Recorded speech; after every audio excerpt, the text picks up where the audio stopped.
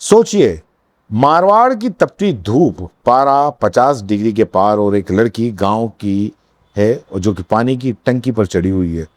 वो रो नहीं रही है, वो चीख रही है। उसके हाथ में कोई हथियार नहीं है, सिर्फ एक पुड़िया है और आंखों में सिस्टम के लिए नफरत। नीचे पूरी पुलिस फोर्स तमाशा देख रही है। 4 घंटे तक समझौते की बातें होती हैं और फिर वो लड़की सबके सामने वो पुड़िया खोलती है और अपने मुंह में डाल लेती है और निगल लेती है और खत्म हो जाती है वहीं। ये किसी हिंदी फिल्म का खौफनाक सीन नहीं है दोस्तों, ये हकीकत है। आज के चमचमाते राजस्थान के जोधपुर की हकीकत है, जहां एक नहीं बल्कि एक ही घर की 2 सगी बहनें घुट घुट कर उनको जान देनी पड़ी। क्यों? क्योंकि उन्होंने एक गुनाह कर दिया। गुनाह ये कि अपने साथ में हुए गैंग रेप के खिलाफ आवाज उन्होंने उठाई। ये आवाज उठाने की हिम्मत उन्होंने की और ये हिम्मत उनको इतनी महंगी पड़ी। उन्होंने रसूखदारों के आगे झुकने से मना कर दिया। जी हाँ, जो रसूखदार थे उनके आगे झुकने से मना कर दिया। कहानी शुरू होती है जोधपुर के खेड़ापा इलाके के एक सीधे साधे गांव से। हंसता खेलता परिवार, गरीब परिवार था। उसकी 2 बेटियां अपने सुनहरे भविष्य के लिए सपने देख रही थी, लेकिन गांव के ही कुछ दरिंदों की नजर इस परिवार पर पड़ गई। ई मित्र चलाने वाला महिपाल, उसका साथी गोपाल और कुछ असरदार दोस्त, इन लोगों ने बड़ी बहन को हवस का शिकार बनाया। बात सिर्फ यहां खत्म नहीं हुई। इन जालिमों ने उसका अश्लील वीडियो बनाया और अश्लील वीडियो बनाकर शुरू किया ब्लैकमेलिंग का काम। जी हां, उसको ब्लैकमेल करने लगे और वो गंदा खेल जो उस मासूम को अंदर ही अंदर खोखला करता गया। बदनामी का डर, समाज का ताना, रोज रोज की प्रताड़ना और आखिर एक लड़की कितना सहेगी। 20 मार्च 2026 को उसने जहर खा लिया। अस्पताल ले जाया गया, लेकिन वो जिंदगी की जंग हार गई। पर सवाल यह है कि क्या वो सिर्फ एक साइड थी या रसूखदारों के खौफ ने मिलकर उसका कत्ल किया। बड़ी बहन की मौत के बाद घर में मातम था, लेकिन छोटी बहन की आंखों के आंसू सूख नहीं रहे थे और साथ साथ गुस्सा दिन ब दिन बढ़ता जा रहा था। उसने टूटने के बजाय लड़ने का फैसला किया। 11 अप्रैल 2026 को वो खेड़पा थाने की चौखट पर जा पहुंचती है। वो पुलिस को बताती है कि कैसे उन दरिंदों ने उसकी बहन को मार डाला और अब वही लोग उसे भी नहीं छोड़ रहे हैं। उन रसूखदारों ने छोटी बहन के साथ भी वही घिनौनी हरकत की और लगातार वो धमकियां दे रहे हैं। पुलिस ने एफआईआर दर्ज कर ली। फाइल पर बड़े बड़े अफसरों ने नाम भी लिख दिए, लेकिन जमीन पर क्या हुआ? कुछ भी नहीं। जैसे ही मुकदमा दर्ज हुआ, उन रसूखदारों के हौसले और बढ़ गए।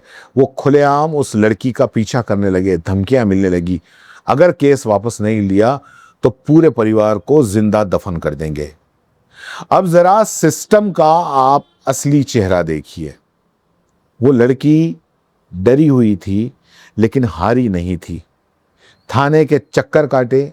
जब कोर्ट में, थाने में जब सुनवाई नहीं हुई तो वो जिले के एसपी के पास में गई।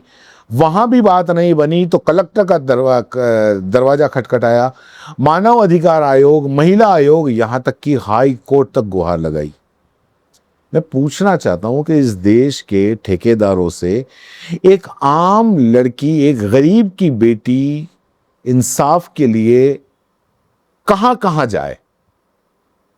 मैं उन ठेकेदारों से पूछना चाहता हूं, क्या इस देश का कानून सिर्फ फाइलों में बंद रहने के लिए है? जब रसूखदार और पैसे वाले सामने हों तो क्या पुलिस का ज़मीर पूरी तरीके से मर जाता है? जब हर दरवाजा बंद हो गया, तब उस बेटी के सब्र का बांध टूट गया और 15 मई को वो अपने घर से 7 किलोमीटर दूर पानी की टंकी पर चढ़ गई। 4 घंटे तक वो प्रशासन के सामने गिड़गिड़ाती रही, दोषियों को पकड़ो, मुझे न्याय दो। लेकिन हमारे देश की पुलिस की फुर्ती तो देखिए, वो 4 घंटे तक नीचे खड़े होकर तमाशा देखते रहे, बातचीत के बहाने अलग अलग निकालते रहे, ढूंढते रहे, लेकिन किसी ने मुस्तैदी नहीं दिखाई। और नतीजा ये हुआ कि उस लड़की ने सेल्फोस की गोलियां खा ली और अस्पताल में दम तोड़ दिया। आज उस बूढ़े बाप के घर में 2 बेटियों की लाशें उठ चुकी हैं। पूरा मारवाड़ गुस्से में है। समाज के लोग मोर्चरी के बाहर धरने पर बैठे हैं। और हमेशा की तरह जब पानी सर से ऊपर चला जाता है तो पुलिस जागी है। अब जाकर 2 आरोपियों को, महिपाल और गोपाल को गिरफ्तार किया है। कुछ पुलिस वालों को लाइन हाजिर किया गया और कुछ पर जांच बिठाई गई। लेकिन मेरा सवाल सीधा और तीखा है, क्या ये गिरफ्तारी उन 2 बहनों को वापस ला सकती है?